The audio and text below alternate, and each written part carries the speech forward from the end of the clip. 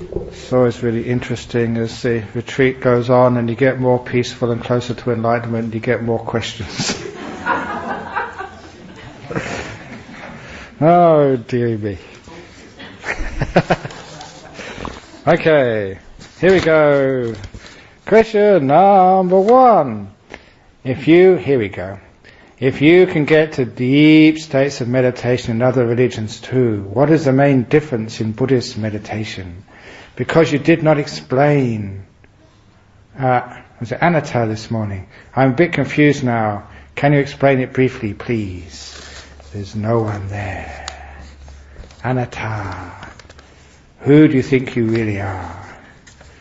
So just an accumulation of conditions. Nothing else left. So that's all there is. A big hole in the center of what you think you are. Nothing. And this is actually I remember when I read this when I wrote something like this in that book, Mindfulness, Bliss and Beyond, the editor said, oh, well, you see, you can get into these things in other religions, jhanas in other religions. I mean, what's the main difference? And really, Buddhism got there first. And I know that some people really question this, but it says very clearly in the suttas, in the Panchalaka, it's that Panchalaka Chanda, was it Panchalaka Chanda Devaputta in the Samyutta Nikaya, who sort of sang this verses of praise of the Buddha, and one of those lines is the Buddha who discovered jhanas. And that's also repeated. Every now and again you get sort of suttas which are found elsewhere in other parts of the Pali Canon, which shows you that it was one of the very early original suttas, because it was commented in the actual canon. And somebody asked Ananda, what did the Buddha mean by, what did Panchalaka Ananda mean by that? It's repeated there. So they said the Buddha actually discovered these jhanas. And once the Buddha actually discovered these jhanas, because you need the middle way to get the jhanas first of all, and later on, sort of obviously that some of these teachings spread in many directions. And one of the reasons, I was mentioning this in the interviews, one of the reasons why in the mystical Christian traditions, which only usually happened in the monasteries, the very remote monasteries, not the monasteries which get involved in worldly things, but the remote monasteries of Christianity, that some of them would get into those jhanas because of their ability to surrender. They surrender to like a higher being, to a God. And that type of surrender is very, very close to what we mean by letting go. You have to disappear. Okay, for the Christian, it was a little bit easier because they had something to disappear into, to let go for some idea of a God. But because they let go, they surrendered, they disappeared, that they could get into some of those states. And it's exactly the same when you're meditating. Anyone here who's ever got into a deep meditation, you ask them, what did you do? And they always say, I let go, I did nothing, it just happened.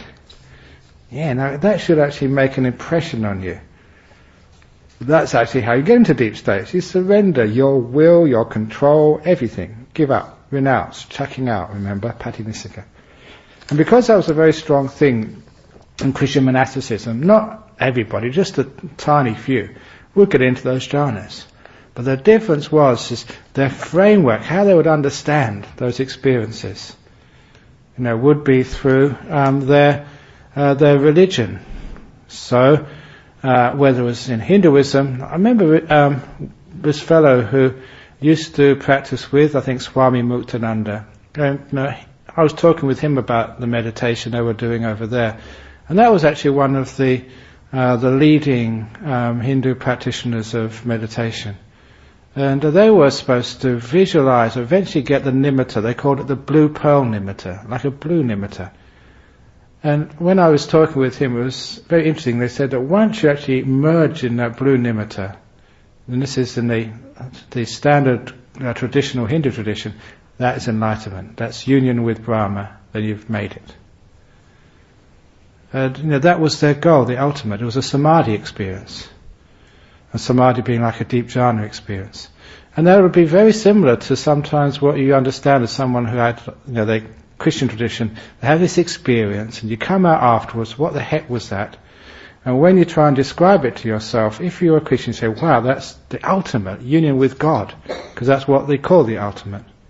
However, because that's your conceptual framework, that's as far as you'll go, and you'll never mine that experience for the data of, say, non-self. One of the wonderful things is, that's just like a first jhana experience when you first merge with the nimitta. But then you get into a second jhana, a third jhana, and a fourth jhana. There's another levels beyond that. And as you get to more and more of these jhanas, the penny starts to drop. What exactly is happening there? You can actually see not just the difference between the jhana realm and the ordinary human consciousness, but each of the jhana realms. And the thing you notice from those experiences is what's missing, what's dropped away. And what's dropping away is the sense of self. Everything you've ever conceived of as being you is now not there anymore. And this is shocking at first, but the evidence is so strong. It's a personal experience which lasts for many hours, you repeat it many times, and you can't deny the evidence. In second jhana there's no will, it's gone. And you go in deeper jhanas, there's parts of your knowing, your consciousness is fading away. The knower, which is the last citadel of the idea of me. Okay, I might not be the one who does things, but I am the one who knows. But deep inside over here there's something listening. And it's always been listening, it's always been hearing, it's always been knowing. And that's the essential me. Now when that starts to disappear, that gets a bit spooky. Because everything you've ever held on to be a self, fundamentally, which you haven't even questioned because it's so obvious to you, is now challenged. And as you go through the jhana experiences, as you travel from one to the next, is just a dissolution of the knower. The knower starts to fade away. Until you get to what we call, the last of the arupa states.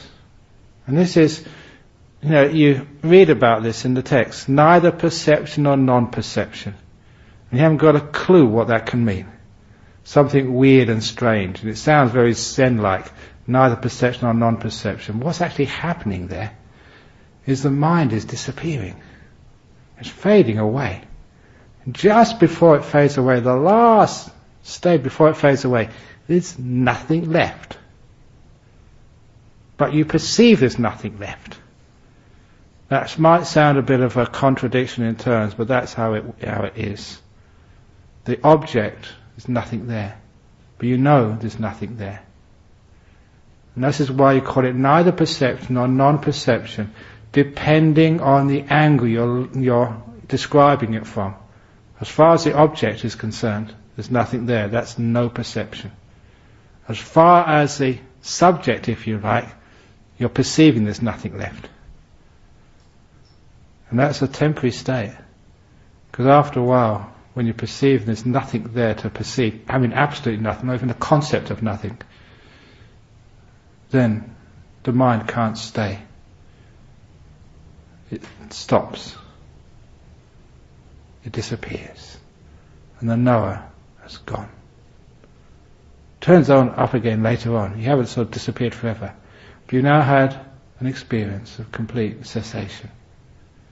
And you come back after that and you've got the evidence there. And the idea that this thing which knows can be a permanent self, an entity, has gone. It's just a bunch of conditions. Just like I said this morning, the will is a bunch of conditions. Now that's what you read in the suttas. That's what the Buddha keeps on saying. And when you get that framework, and you get it from the Aryas, enlightened ones as well, it means when you have those experiences of jhanas, that's how you'll investigate it. You'll look to see if those signs are there. And because you're looking in that direction, you'll see it. And because you see it, then you go further than just union with God. You just go to dissolution. Disappearing, enlightenment, gone forever. So this is actually just the difference here. The framework of the Dhamma is enough to take you much further. Which is why it says, I've said before, that, which is one of the great quotes, Nati janang apanyasa panya nati ajayato yam hi janang cha panya cha sawe nibbana santike. I've said that so many times I can sort of do it without thinking. Verse 372 of the Dhammapada. That really impresses people when they sort of, start saying party and which verse it is. That's why sometimes, especially go to places like Sri Lanka, because sometimes they think you're a forest monk. Okay, you can meditate, but you don't know sort of the Dhamma like the professors do. So, when you play the professor sometimes, it can really impress people. But anyhow, that's not why I say it. The reason I say it is because the meaning is just really gets to me every time. There is no jhana without wisdom.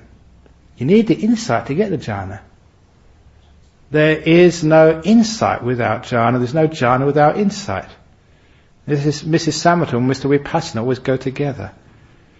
And the third line is, but where you have jhana and insight, jhana and panya, or jhana and wisdom if you like, you are in the presence of Nibbana. You're right next door. And that's a great, great quote by the Buddha. What that means is, if you've got the jhana but you've got no wisdom, no real framework, or the framework is not strong enough, you've got enough wisdom to get the jhana, but the wisdom is not strong enough, then it's like sort of the person who gets the union with God experience. They got the jhana, but they misinterpret it. But if you've got all the wisdom, in other words, you've read all the books, and you're a party scholar, and you've got a PhD 3 times over, once in Buddha, once in Dhamma, once in Sangha, or whatever else it is, then you've got the wisdom, but you've got no experience. Again, it still doesn't work. But you've got the two together, and that's why I said it's like the map is like the wisdom. You've got the map, and you've got the flashlight is the jhana, and you can find where the treasure is. Or if it's the other similar idea, it's like the the wisdom is like the gunpowder, and the jhana is the match. And you put those two together, the match and the gunpowder, and it goes bang. So you destroy defilements that way, become enlightened. But you need the two together. You've got gunpowder but no detonator, no match, it doesn't work. You've got a match and no gunpowder, you can't blow up anything with that. You've got the two together, and bang. So this is what I mean by the wisdom and the jhanas. You need both. Any questions on that? Yes. John, when you said that the Buddha discovered jhanas, did you mean in this present time? Because yeah. When you say Buddha discovered jhanas, I never said that. That's in the suttas, quoted by Panchalaka, Chanda. Devaputa means like a god, one of the sort of the devas, and is repeated by Ananda. Oh no, who was it who asked? Somebody asked Ananda, I forget who was it who asked Ananda, what does that mean? So Ananda quoted it. It was well known, obviously, that particular verse. But what it really means to discover, those jhanas were in previous times, but the Buddha, if you like, rediscovered it. It was lost. So in other words, you may lose your purse. And I discover it. It wasn't as if the purse didn't exist before, but you didn't know where it was. And then I discovered it. So that's what it means to discover it. I mention that because so often people say, the Buddha discovered Vipassana. It never says that at all, but it does. You can quote, discovering jhanas. Dear Ajahn, I feel so sad. If meditators would just concentrate to meditate and go to the 4 holy states of the mind, they would not be affected by any noise, speech or action carried out by others. We are all here to... another one of these noise ones. We are all here to learn and listen to the Dhamma. Wouldn't it be beautiful just to be content and happy and not complain about others? You're complaining about somebody there. You're complaining about the people who complain. I saw through that one straight away. Thank you, Ajahn, for your kindness, patience and compassion. Buttering me up doesn't work. We hope all of us will progress and be better persons after this retreat. I agree, yeah. So, complaining about the person who complained yesterday. And let it all go. It's in the past. And just poor people. Just sometimes people make noises. That's just their nature. Some people make more noises than others. Here we go. This is not a question. It is a true story written for your entertainment. Better than watching novices fall off benches. P.S. I also wrote it to give my doer mind a little treat. I've been told to get lost so often lately that I was feeling somewhat sad. When I said get lost, I mean get your ego lost. And I don't mean sort of, being rude to you. Okay, here is a story. Are you sitting comfortably? Then I will begin. Here we go. Well, it's a bit long, but never mind. A teaspoon of wisdom, or the fault-finding mind, a cautionary tale for retreatants. Once upon a time, there was a teaspoon. It was an ordinary plain stainless steel teaspoon, empire-made and purchased by a newlywed from Boots the chemist in Bromley, an old market town in southeast London. But this teaspoon had an extraordinary life, and although now lost forever, it once travelled around the world and stirred up a storm in the teacup of her mind. After a short spell of daily duty in an upstairs masonette kitchen, it was pocketed as a last-minute thought by the new, not-so-newlywed spouse, and travelled thus to Heathrow Airport to board a BA flight to Perth, Western Australia. Here it did sterling service in various suburban homes before taking to the skies again, this time to the nation's capital, Canberra, where it dutifully stirred a public servant's tea, after hours, of course. Returning to WA some years later, it eventually settled down in the same pale blue plastic cutlery tray where it had started its workaday life, but this time in the kitchen drawer of a cottage on the eastern edge of the Swan Valley. Who lives over there? The time passed and the teaspoon was used, washed, dried and replaced many times. As its shiny surface began to show signs of wear and tear, so did its owner's marriage. Finally, it found itself in the safe care of its original purchaser. But no beverage, however earnestly stirred by the said spoon, was able to soothe the mind of its unhappy owner. Relief from suffering was sought in the practice of meditation. One cold June day, the teaspoon was packed with a few other items of tableware to accompany its owner to a weekend retreat. It was a bleak winter weekend. The teaspoon and others were accommodated in an unwelcoming cabin set among the eucalypts, slowly succumbing to dieback disease. The rain beat down relentlessly from leaden skies as retreatants scurried beneath brothers from the meditation hall, beneath brollies from the meditation hall to the dining area for bowls of steaming soup, and the ever-welcome cuppa stirred by the trusty teaspoon. Here disaster struck. One mealtime the teaspoon was left behind in the washing-up bowl and forever parted from its owner. How sad. This loss of an old friend and faithful servant was the cause of much grief. Forgetting the heedlessness which had led to the loss of the spoon, the ex-owner blamed all and sundry for its disappearance. The fault-finding mind was agitated by angry emotions and irrational thoughts. How could anyone go home with someone else's teaspoon? Don't people know how many teaspoons they started out with? Can't they count? Or if they can, where is the extra teaspoon left behind in error? Are they unable to distinguish their own cutlery from other people's? They must be blind. Weren't they supposed to be practicing mindfulness? Have they no respect for other people's property? So seethed the owner's mind all weekend, which was devoted to the practice of metta-meditation. As helpless tiny kittens were visualized to arouse feelings of loving kindness, teaspoon thoughts swirled around the fault-finding mind of the bereaved owner, and for many years afterwards the teaspoon lived on in memories tinged with irritation and despair. But slowly, the gentle warmth of loving kindness planted in that mind during a winter retreat long years ago is melting that frigid fault-finding mental state. One day, that mind will run freely as a crystal clear stream, reflecting the truth. All teaspoons are impermanent, unreliable and impersonal. I say all things, even teaspoons. One day, it's gone. Where's the rest? That's the end. I thought it had a happy ending. You know what I thought? I thought you came to another retreat, and that sort of idiot who stole your teaspoon also came, and you refound your teaspoon, and you were united with its owner, and you lived happily ever after, stirring each other with happiness. Okay, but it's true. It's amazing how people can get angry over a little teaspoon. Where's my teaspoon? Or where's my silence? It's just like possessiveness and attachments. Doesn't matter if you lose a teaspoon, there's many more there. Doesn't matter if you lose a husband, there's many more out there, or a wife.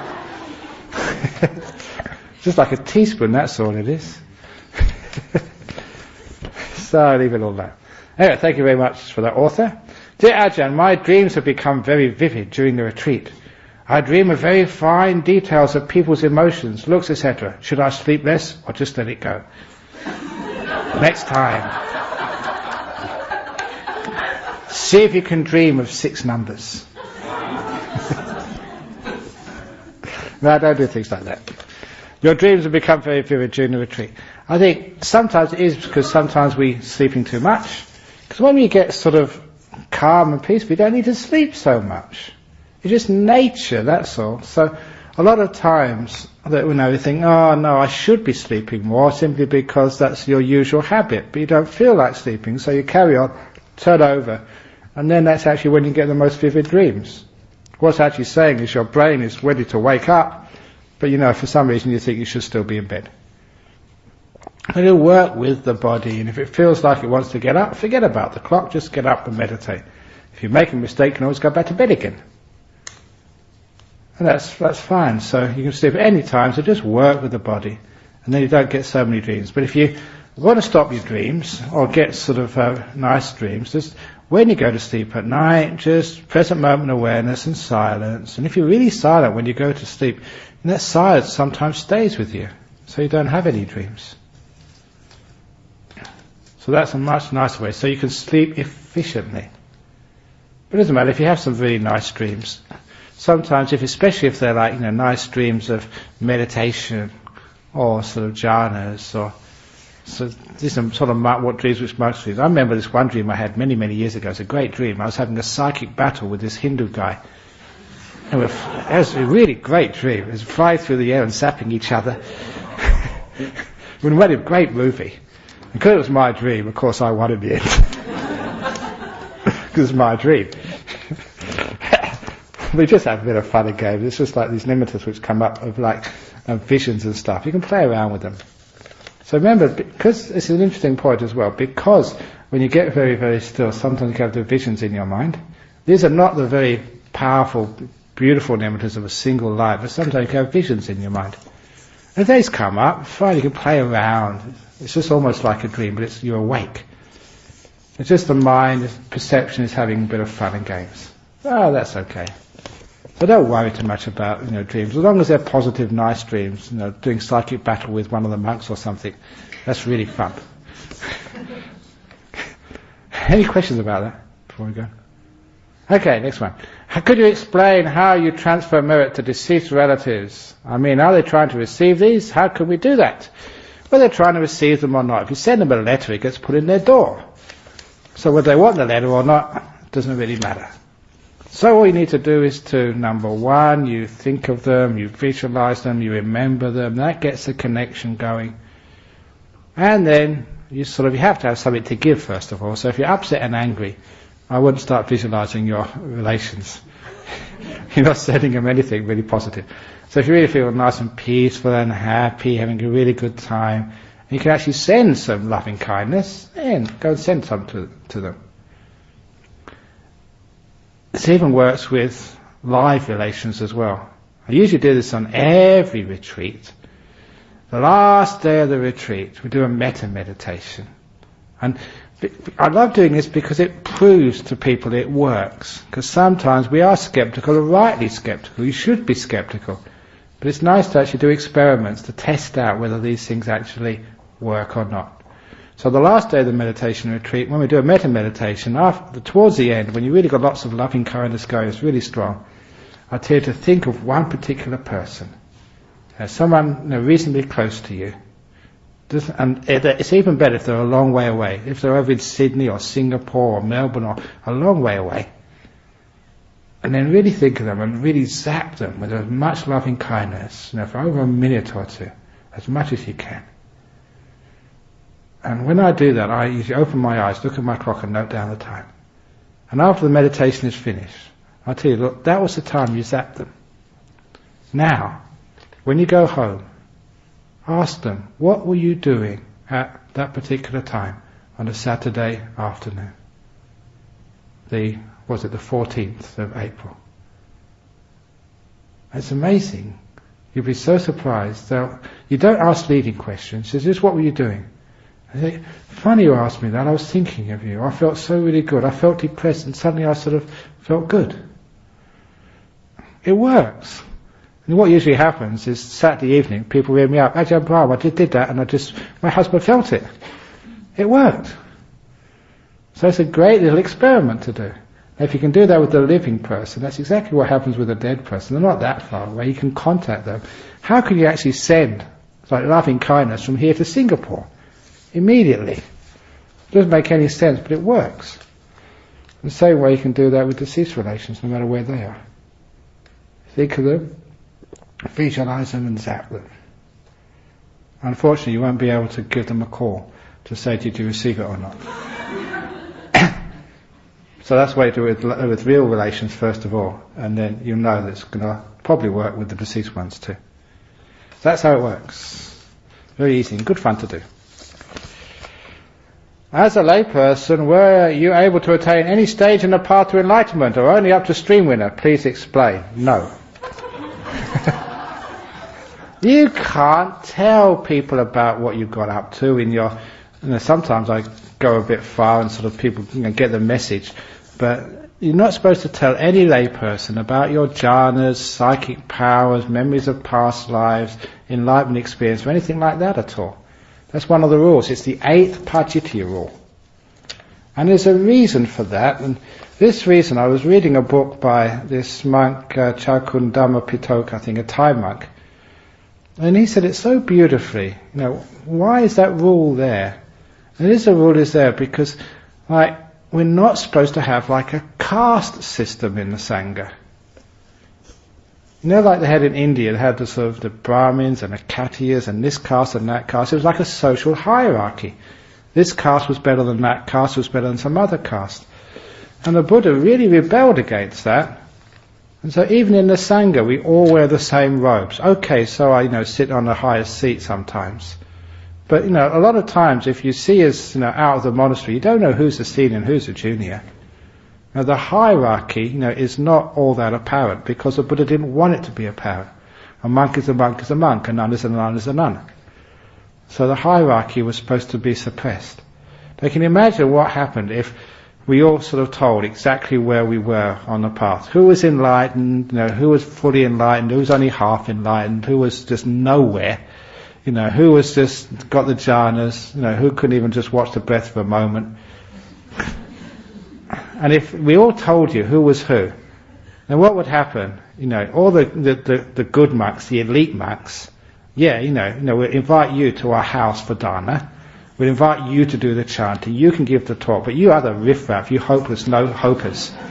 We don't want you in our monastery. We're not wasting our dana on you guys, or you girls. You will have a 2-tier Sangha. The joke which I made, because the enlightened ones are called the Aryas. The Aryas. And so I said, if you let everyone know who is the Aryas, you will have the Aryastocracy in Buddhism. And you don't want that. Because that is setting up this hierarchy business, and the top monks, and that happens sometimes in Thailand. and other places, and they try and figure out, who the really good monks are, who are the great monks. And if you're going to give any donation, you want to make sure you get your bang for bucks, as they say. You get the best karma from your donation. And so you look around to see who is who's the good monks. So if I'm going to give a donation, if you give sort of a plate of food to an arahat, you get much more good karma than if you sort of give a plate of rice to a scallywag monk. So because of that, and that's true, so that's why people want to find out, who should I give dana to? And that happened to me when I was staying with Ajahn Chah, the old story that food was disgusting. I've told many stories about disgusting food, because it was a village food in the northeast. But every now and again you get people coming from town, and when they came from town, they gave food which I didn't like, but at least you could eat it. It was like, something which was remotely edible. So one day a car came back, one of these pickup ute trucks, in the back, lots and lots of food, because there's maybe about 60 monks and maybe the same number of nuns in this monastery. So it's a big monastery. Even in my first year I was there. And they came with all these pots of food. And I thought, as soon as I saw it put in, I thought, great, we're going to have something to eat today. A good meal. And I was a young monk, and food was important to me. When you're 23, 24, food is very important. And so I thought, great, can have a nice meal today. And the driver of the car simply got out, came into the dining hall and said, is Ajahn Chah here? It was Ajahn Liam was number 2 monk, and he said, no, he's gone out to a house for dana. So the guy got back in the truck and drove off. No food for us. There's no way that he was going to waste his food on ordinary monks like us. If it wasn't for Ajahn Chah, it wasn't worth it. And that really hurt. It really hurt for a young monk. So that's why we don't tell who's enlightened and who isn't. We keep it nice, and it also stops any ego trips for monks. Because sometimes you get that too. People are like, I'm enlightened. How enlightened are you? I'm more enlightened than you are. Da da da da da. So stop all of that. But the only time you really find out is that somehow it's a tradition. It's on your deathbed. Just when you're about to die, that's when you're supposed to let people know what you've been doing all your life. So you've got to wait. Or sometimes when you're almost dead. Sometimes give some sort of poison which looks like you're dying. But then find out and then give the antidote afterwards. I don't know. Ready? Sorry? Would you set up a race called Ajahn? But no, because not dying. Gee. Anyway, next question. Is there any questions on that one? It's a common question.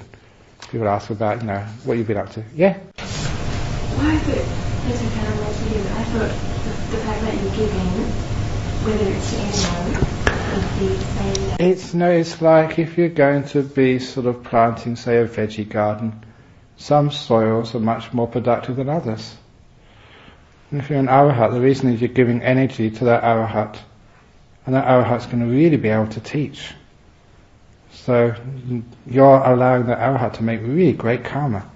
So you're getting share of that karma, share of that action. So you can see the power of an arahat is much greater than the power of an anagami or stream winner or whatever. And so by you giving food, you're helping to spread dharma in the world. So that's always how it works. That's the way things work. But the Buddha didn't want to emphasize that. That's why he always kept on saying the best dharma is to the whole sangha, of both sides, monks and nuns.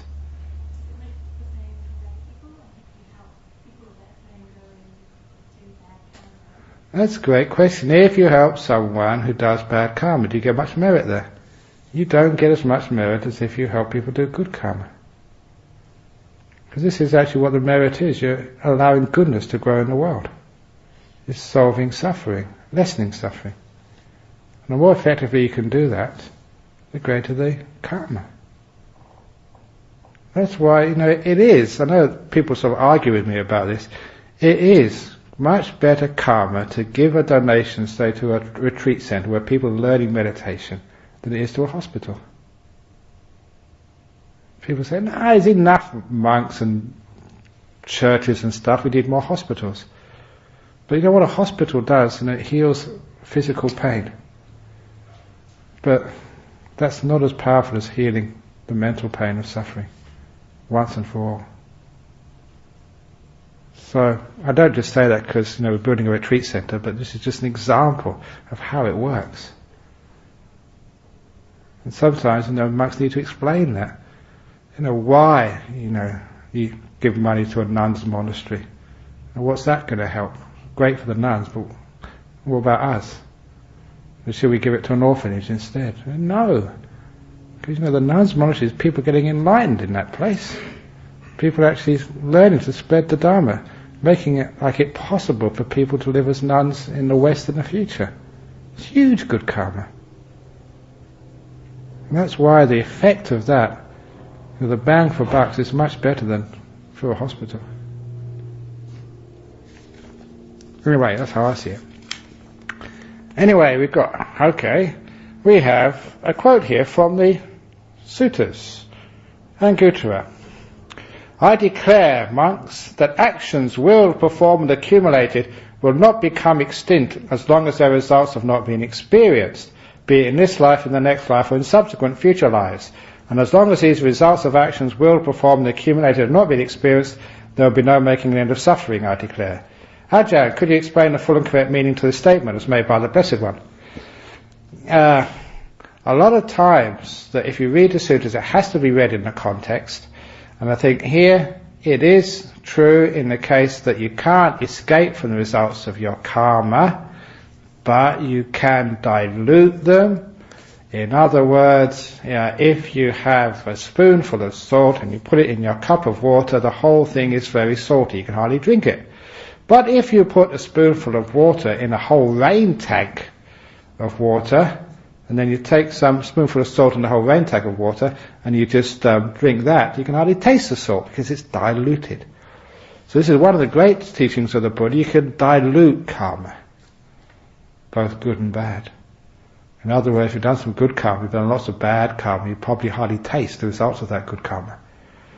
They usually say the other way around, because we're always thinking about diluting our bad karma by making lots and lots of good karma. But it works both ways. But can you actually escape the results? In most cases, no, but you have the exception to this rule. And the exception to this rule is the Aryas, the enlightened ones. Because there is, elsewhere it says this, it's called ahosi karma.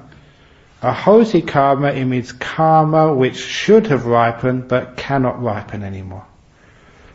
And a great example of that is, say, Angulimala, sort of serial killer. And that karma couldn't ripen fully because he became an enlightened one. And this is another fascinating part of the law of karma. That there are karmic results which lead to the hell realms. Do you believe in hell? Is there such a thing? And who sends you down there? When I was young, that was one part of Christianity you just couldn't accept. How could a compassionate, kind God create a hell and throw people down there for just a simple reason they didn't believe in Him? That never made any sense to me. But then when I read about Buddhism, it's supposed to be hell realms down there. And how can that happen?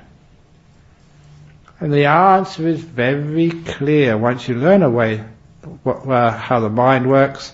And the classical descriptions of sutras say these are manomaya realms, mind-made realms. You create the hell. So it's not a place which is there, as it were, waiting for you, like some sort of prison. That the place you go, if you go to hell, you make it to suit yourself. It's self-designed and created. And why do people go down to hell? Because they think they deserve to. You send yourself down there, you create the punishments, and you stay down there as long as you think you deserve to. And that makes a lot of sense if you just know basic psychology. Why is it that people punish themselves and don't allow themselves happiness? I mentioned that earlier with that nun who would not allow herself to get into jhanas. That is not uncommon. And it goes deep in every human being who doesn't know how to forgive. But the core of forgiveness, what makes forgiveness very easy, as you knew, or you tasted this morning when I gave that talk about non-self, and you never chose to come here anyway. When you can see that, truly, there's no self, no one in here, I'm not the doer, I'm not the knower, you call at least a stream winner. And stream winners cannot go down to hell. Why? Because they stop punishing themselves. There's no one to punish anymore. They see they're just a process. How can you punish a process? How can you judge a process? Which is why it is part of the technical Dharma of Buddhism. Once you become a stream winner, you cannot go down to the lower realms anymore. Karma has been stopped, which you have done, but you don't experience the fruits. In the Abhidharma they call it ahosi karma, karma which was and cannot come to fruition. And it's wonderful, it's amazing to see that that's why hell happens. You make it, you create it, you send yourself down there. That's the psychology, and it's a tough one to overcome. But when you do this meditation and you see non-self, you don't need to punish yourself anymore. It's very hard to forgive yourself. The more you see non-self, the easier it is to do.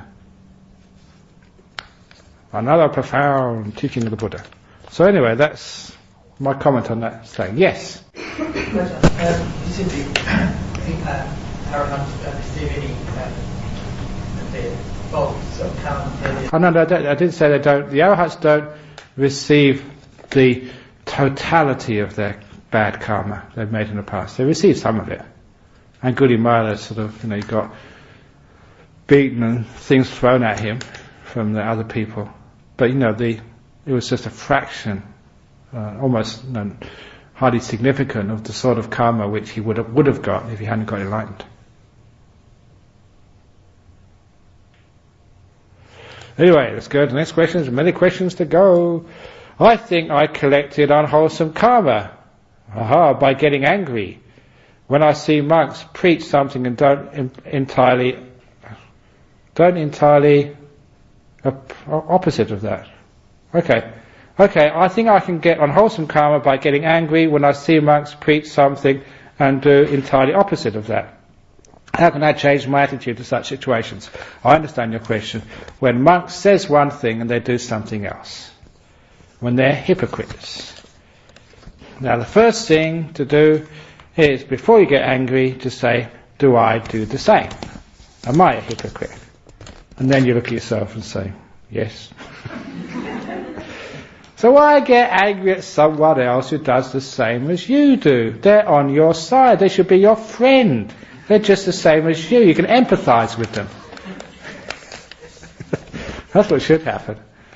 But you can get disappointed.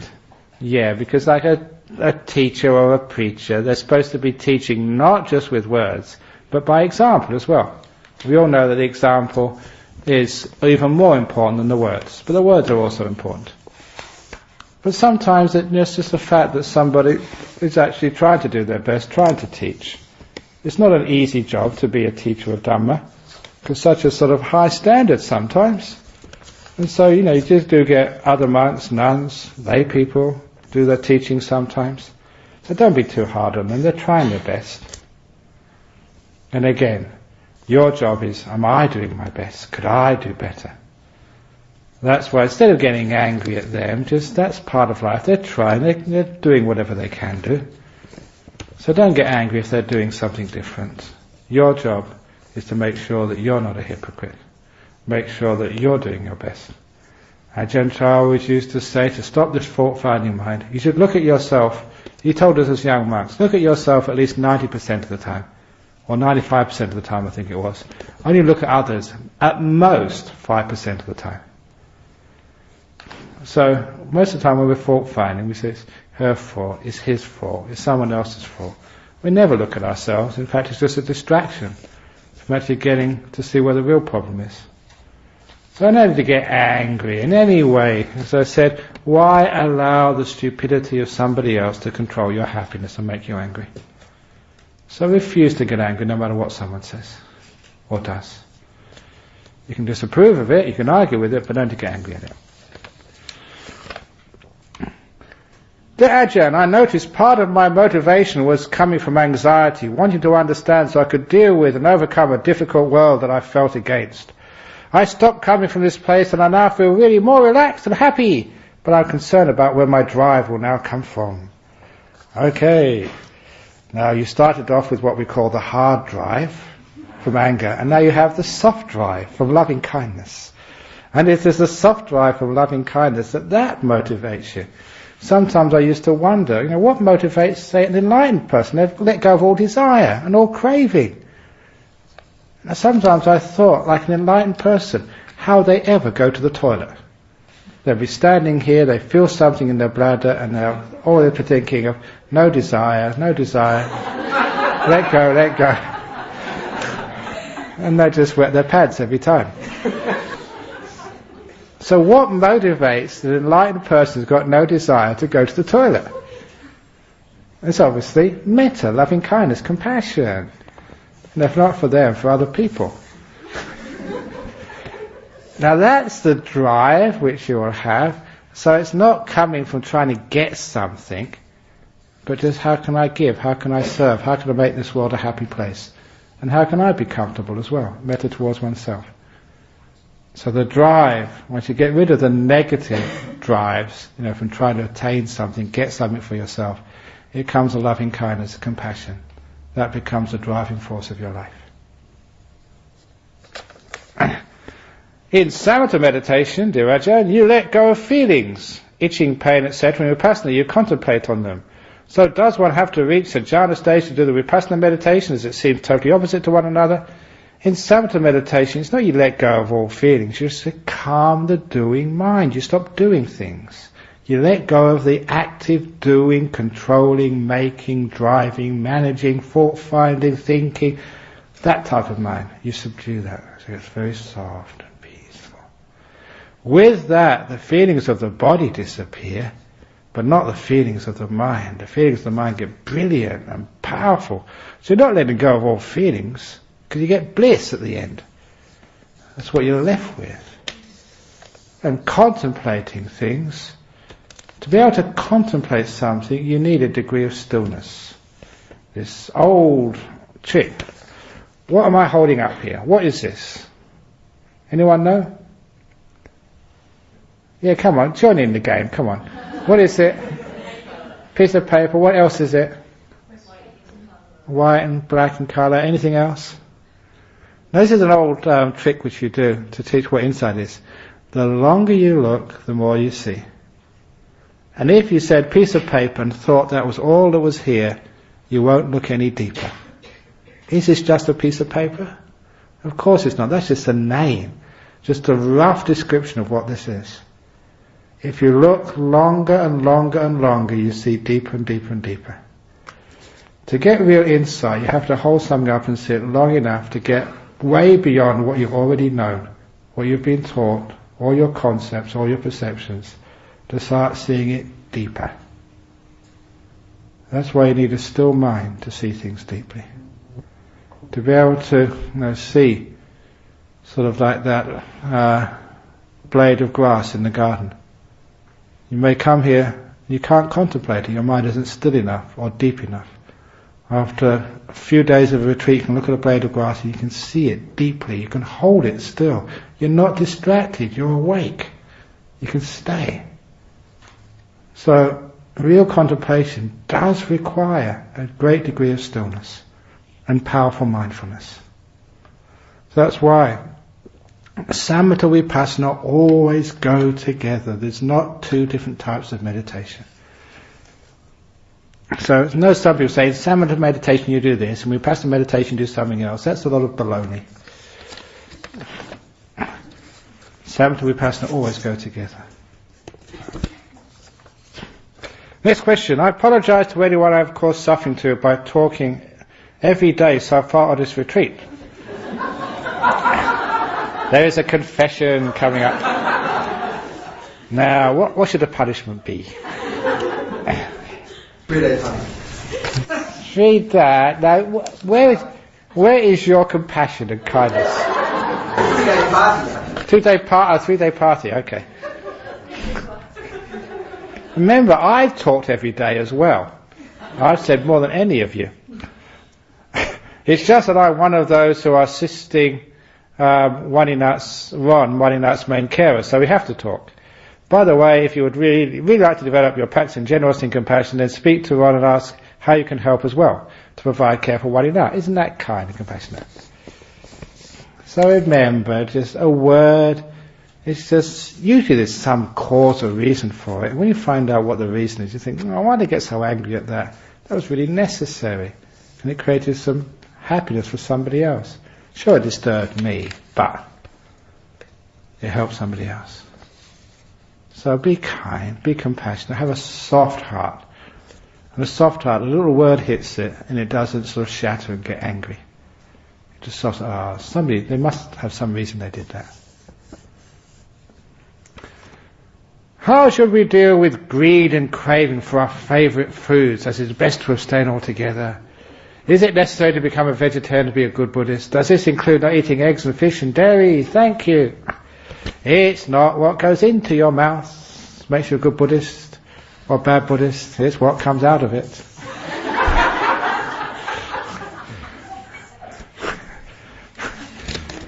There are no many vegetarians.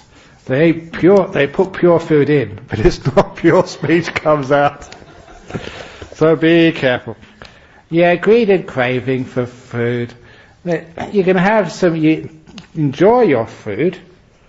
Remember, there's a very tough monastery, a Heiji monastery. This is where Dogen. That's where people get hit with sticks on their back if they fall asleep. A very tough monastery. But when I remember seeing this documentary, I even visited there. They actually say they make sure the food is delicious. I thought, softies. Why are you just eating delicious food there? And then the monk explained, if the food doesn't taste good, saliva is not secreted by the mouth, the other stuff doesn't come out of your glands inside your body, you don't digest it. To prove that, think of your favourite food now. Now think of it, imagine it, smell it. See, already saliva starts to come out, and other stuff comes out as well. If it's delicious, you can digest it much better. So, food has to be enjoyable. But, you understand that if you eat too much, it's going to make you sick. So you actually temper your desires for food, but don't think that you have to make food undelicious. That'll just make you even more sick. So find a little middle way. Food is delicious, will have to be enjoyable, but make sure you use it for the appropriate purposes. Okay, Ajahn, what do you do when you feel depressed, thinking it's too hard? Before you know it, you're in the hand of darkness where it's very hard to come out. Yeah, when you feel this, just think of a nice joke or something. Okay, I'm going to tell Ron's joke. Ron told me this joke today. Very nice joke. About the guy who went to a doctor. And the doctor told him, got some very bad news for you, you've got 2 diseases. You've got HIV. Oh no, AIDS. And he said, you've also got Alzheimer's disease. And he said, Alzheimer's disease, at least I haven't got AIDS or HIV.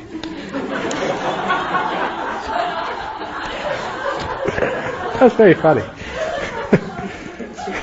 It's a very good one, isn't it? Thank you, Ron. See, and when you tell a joke, you can't get depressed. So there's lots of jokes to come and sort of tell. So a lot of depression is because you're being a control freak, and now you can't get what you want. Sometimes you're very successful in life, and some you get people like very successful in life. They've got a really nice husband, a nice wife, and they're quite wealthy. They've got a great career. They try meditation. I can't do it. And they get really depressed. Because this is not like life. You don't achieve this through your efforts of will and striving. This is the more subtle. You let go for this. If you're a control freak, meditation gets very hard. But if you let go, it's just so easy to do. You don't judge. So depression comes from being too much of a control freak. And here you learn how to let go and make peace, and depression disappears. It's great not having depression and knowing the way out of it. So how do you get out of depression? Make peace with it. Enjoy it. There's lots of benefits from being depressed. You don't have to go to work on a Monday morning and say, I feel depressed. You say, oh, okay. You can stay in bed. You don't have to get up at 4 o'clock. I feel depressed today. Ah, okay. You can eat whatever you want. People don't mind, because, depression is more important than worrying about your cholesterol and other stuff. So, okay, what do you want? You get lots of TLC when you're depressed. So there's many advantages in being depressed. So next time you're depressed, milk it for all it's worth. Enjoy it. And of course, as soon as you start enjoying depression, of course depression goes. Depression is another anger-eating demon. I don't want to be depressed. Oh, get out of here. I'm a nice, bright, bubbly person. This is not the real me. I don't want to be depressed. Get out of here. Anger-eating demon again. So instead just say, depression, welcome. Why have you waited so long to visit me? I've been waiting for you. Come. And of course, it's negative, reverse psychology. Depression can't stand that sort of attitude. So give it peace, give it kindness. Don't make war with depression. It feeds on war. It's a negative state, and you feed it negativity, it gets worse. Anyway, I often discuss the 5 precepts with Buddhist friends, and it seems that there are very different interpretations of the 5 precepts. So here we go. It's amazing just how craving can actually change something very clear and to make it sort of allowable to do anything. I have heard Buddhists argue that sex with a prostitute or having casual sex is not sexual misconduct, as both people are consenting. Surely this is not true.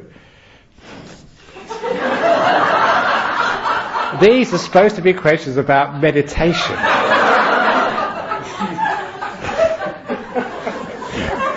Gee, I think it actually looks the same handwriting as that. No, it doesn't.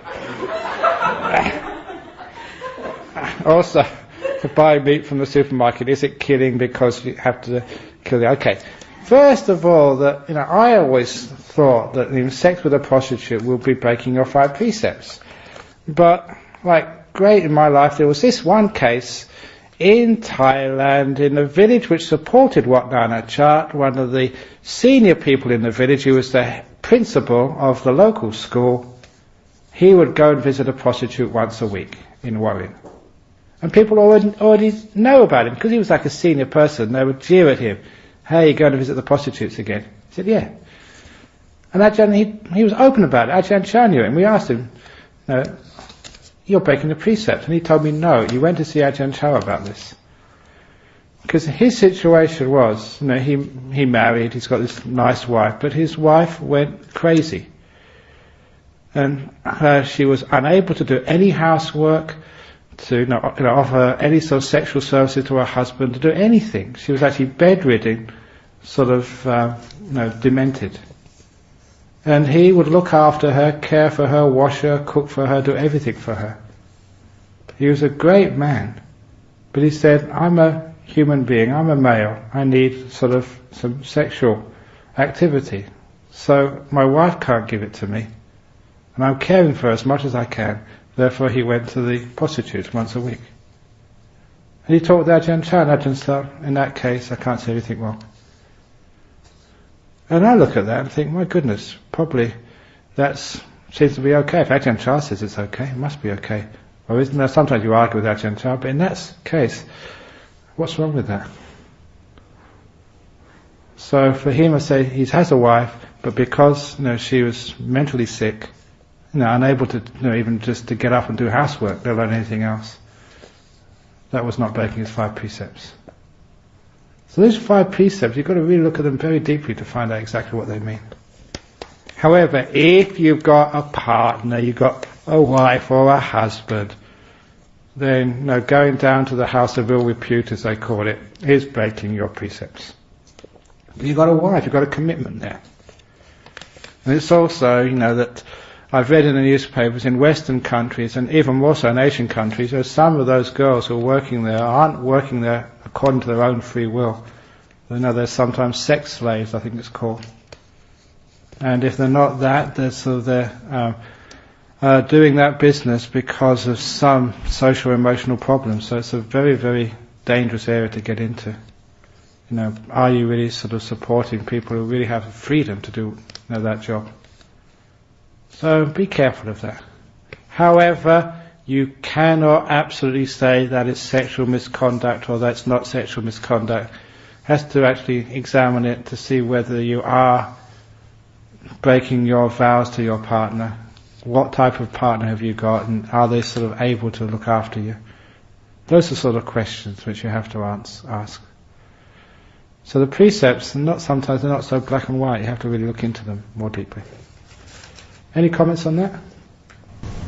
There was a show on SBS last year about Australian men who use prostitutes.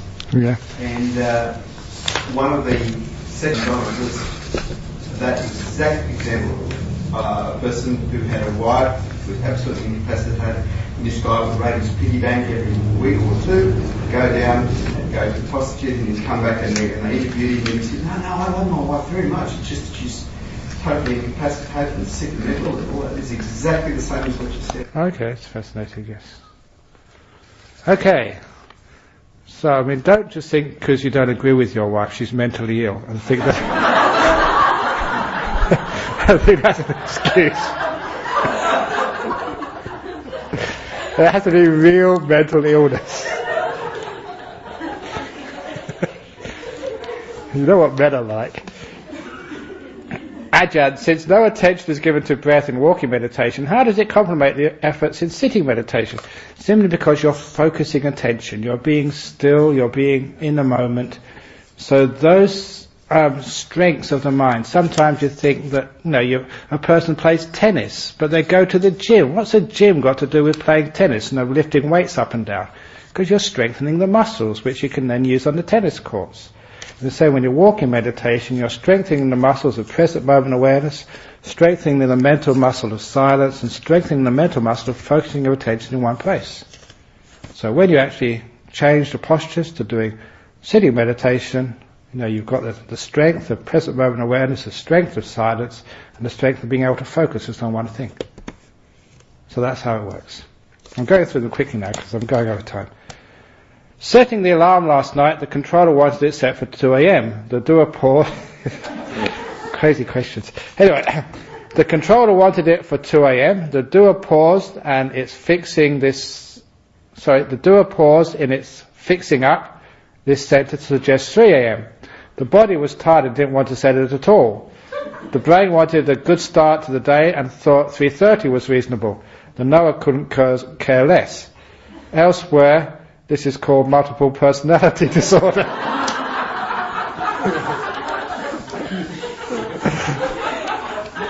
That's a great question. It doesn't need an answer.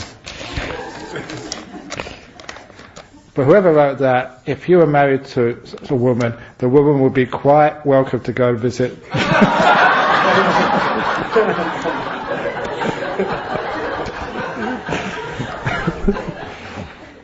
Ajahn, did the Buddha ever give punishment to bhikkhus? If so, how? Never once. So the only punishment, the worst things which said probably once. Channa, oh yeah, channa. But just some of the punishments, they got like if a monk, say, masturbates. That's a really rotten thing for a monk to do. But the punishment for that's not really a punishment. The Buddha said, okay, for 6 days, the whole Sangha in that monastery, you've got to go up to them and say what you've done. Every day for 6 days. Not just your broken rule, I've masturbated. And the idea is then not to punish, but to embarrass you. Actually, you're to put the thing in, you've done something wrong. So it's not like physical punishment, but it's just like an embarrassment to make it very clear to you you've broken a precept. But there was also this fellow Channa who was the Buddha's charioteer before he became a monk, and then he was sort of a monk with the Buddha, and he was just so proud and arrogant. So he would listen to the Buddha, but no one else could tell him anything. And after a while, once the Buddha before the Buddha passed away, he said, one of the things to do to this guy is basically don't speak to him ever again. Send him to Coventry. So the monks are not allowed even to talk to him. So that's what they did. And again, it was just like an embarrassment thing, not physical punishment. And, he thought, gee, that was actually the Buddha himself said that.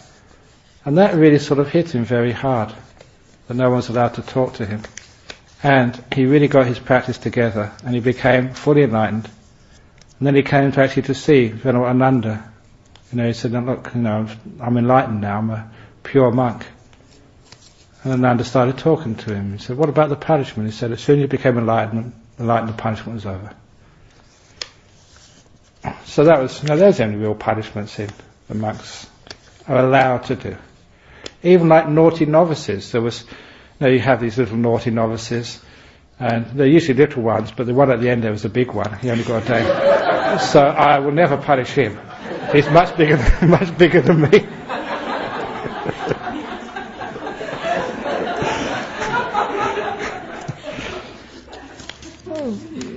But once, one of the monks decided, okay, he had his little novices actually to not allow him any food. When the Buddha heard about it, he said, you can't do that. People have to eat. You can't sort of make them fast. So he said, even those things you can't sort of, punish by not allowing them any food. So there's very little punishments which you can really do. The only thing is maybe sending them away. Stop speaking to them, give them a little, like that penance, you have to tell everybody for 6 days what you did. Oh, and also, when that happens, you shouldn't tell you this, but actually the monk has to sit on the end of the line. So you lose your seniority for those 6 days or that period. So people in Thailand know that. So if they see like a monk, say they see me, always in the top of the line, and suddenly I'm right in the bottom of the line. They know exactly what you've done. There are 13 rules, but that's the main one, which sometimes those monks will break. And I've seen it. It's very, very embarrassing to see this poor monk at the end of the line. And the Thai people, who've been going to this monastery, Wat Nanachat, for years and years, know exactly what he's done. Said, what are you sitting at the end of the line for, Venerable? What are you doing that for? And they know exactly why.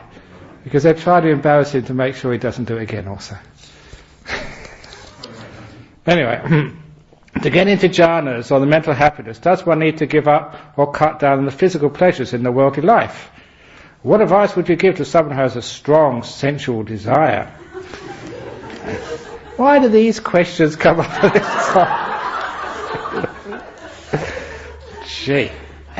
Anyway, it helps to lessen, restrain the sensual pleasures of life. Because it means you're not so stuck in your body and the body happinesses. But, it's not absolutely essential, although it helps to have less sensual pleasures. How's the time going? It's only 9:10. I should be able to finish up these last questions. Please explain about the dance between the knower and the doer. Can one live in that knower all the time? Eventually, do you get rid of the knower as well? Is it like caterpillar becoming a butterfly, transforming into the being? No, the knower and the doer is two parts of the same mind. You can only subdue these in the jhanas. Only in the jhanas does the doer disappear, and in the deeper jhanas the knower starts to vanish. But after the jhanas, the knower and the doer come back. Even an enlightened person has a knower and a doer. But eventually, once you finish off your existence, the doer and the knower completely vanish at all. And also, the difference between an ordinary person and an the enlightened person knows from their own experience, this doer is not themselves, it's just a process. And the knower is just a process too. So it's still there, but you've sussed out what it really is. You've seen through it. If someone gives you an MP3 file or movie from the internet, is that breaking the second precept? Are you stealing? I don't know the rules of copyright, But I know that one of the for stealing, you have to know it's stealing to be stealing. If you get it wrong, you think, oh, it's allowed. If you really think it's allowed because you don't know the law, then it's not called stealing in the precepts. To be stealing, they say you have to think it belongs to someone else, it does belong to someone else, and you take it. So it has to actually belong to someone else, and you think it belongs to someone else, and you take it for yourself. Now, I don't know any of these sorts of things from the internet, whether an MP3 file or a movie, it can be downloaded or can't be downloaded, so I'm incompetent to really say about that. But license. Yeah. All files are okay because it's, the license covers free distribution. Okay, yeah. But whatever, if you have to be stealing, you have to, no, sincerely, you know you're doing something wrong. And it is something wrong. If you misunderstand, because it's not intentional, you just make a mistake, then it's not called stealing. The Ajahn. There are so many intolerant people in this group. Don't think $320 is a business transaction. Do enjoy your time. Smile, relax. You will get more heart attacks by stressing yourself rather than jumping from the bed early in the morning. That's true. So you get heart attacks not from jumping out of the bed, going zippity-doo-dah, by stressing yourself about all these people who are talking or messing around and stuff like that, and snoring. That's true. And let them go. Ajahn Brahm, please explain. Does strong psychic power give rise to good meditation? I have a Buddhist friend who says when she sits for meditation. Are you interested? When we mention psychic powers, everyone is interested. I have a Buddhist friend who says when she sits for meditation 2, 3, or twice daily, vipassana, some days she sees what is going to happen to her relatives, accidents, etc. She does not tell them, but says it does happen. She also sees ghosts and devas in houses. Please explain. Thank you. Okay, sometimes that people can develop psychic powers through meditation. Sometimes people have psychic powers before meditation. Sometimes those psychic powers aren't real psychic powers. So really you've got to investigate first of all to see whether that person is actually seeing real things or just imaginary things. And some people who have psychic powers do see imaginary things. They're not real ghosts, because real ghosts are very hard to see. And the real ghosts are usually quite okay. They're not sort of playing around or terribly bad. They're just little beings in a lower state of existence who just need some help, that's all. As I say, most ghosts are soft and cuddly. And people say, no, they're not. But sometimes when you see things which are going to happen in the future, sometimes people say they get these visions of the future, but really if you wrote them all down and honestly collated what you think is going to happen, whether it happened or didn't happen, a lot of times it would just be coincidence things happen. You only remember the premonitions which worked, and those which didn't work somehow you just forget about. So you've got to be very careful with such things. And it's very, very rare you find someone who has got real psychic powers. And if you do, you just keep it to yourself. So it's usually the good meditators get the psychic powers, but you have to have good virtue as well. Like Devadatta, he started getting psychic powers, he started getting deep meditation, but because of his pride, he lost all his psychic powers. And he was the guy who tried to kill the Buddha and take over the Sangha. Just pride and ego got the better of him, and he lost all his psychic powers. So usually, if you lose your virtue, you lose your powers. Oh, long question. Okay, and I did say you only can have one question. You've got two here. So I'm just going to do the first one. Dear Ajahn, observation. Noble silence does not equate with noble unfriendliness. Eye contact, a smile, a nod would be nice. We are, after all, in a retreat, not in solitary confinement, in a concentration camp with the monks as SS officers. This is not Guantanamo Bay. Yesterday, two fellow meditators broke their noble silence to ask me, in the most discreet of circumstances, how I was doing. I was touched. They know I had only started meditating last Saturday. Their concern made my retreat here more memorable. Oh, isn't that nice? So that was noble speech. So if it works, that's fine. But you don't need to get into conversation like, how are you? Not just talk about, how are you? This is how I am. And how's the weather today? So anyway, I'll do the second question because that was a nice first question. My husband experienced jhana when he was in a retreat in a Thai monastery. He explained to me that the feeling was much better than orgasm. He's stealing my line. He told me that had it not been his love for me and our son, he would want to stay in the monastery and be a monk. That is how good meditating can be. Yes, that's how it can be. Last question of the day. Ajahn Brahm, will you be able to prove that you are not enlightened? What do you mean?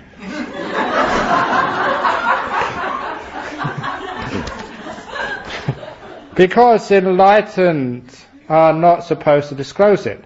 Otherwise you have to prove it every now and then. With metta, what does that mean?